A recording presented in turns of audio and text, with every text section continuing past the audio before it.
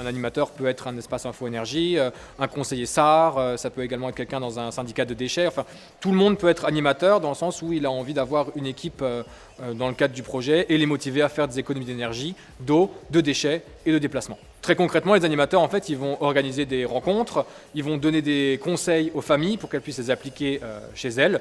Et après, comme ça, accompagner dans la transition écologique les personnes qui le souhaitent. Donc l'animateur, lui, va suivre les familles et va former les capitaines d'équipe.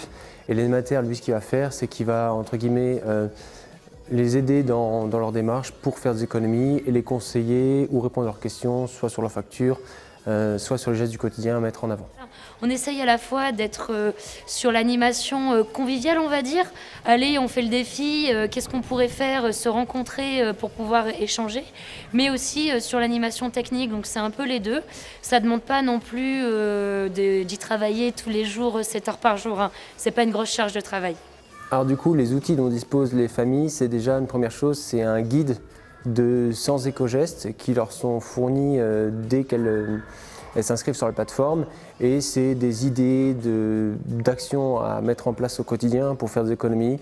Et deuxième chose, c'est forcément le site de la plateforme Déclic, où là, plus proprement parler, elles vont renseigner leur facture de gaz, d'électricité ou leur quantité de bois acheté ou de fioul. Et c'est là-dessus qu'elles vont pouvoir suivre leur consommation sur un an. Ça fait 1 an et demi que je suis animatrice, donc pour 2 territoires.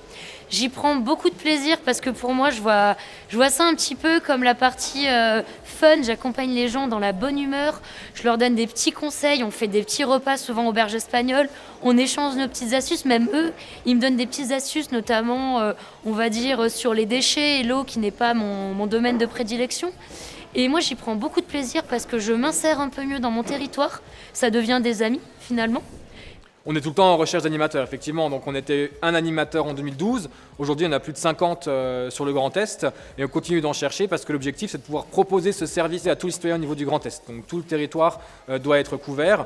Et aujourd'hui, on n'y est pas encore. Donc on est tout le temps en recherche d'animateurs pour proposer ce projet sur le territoire.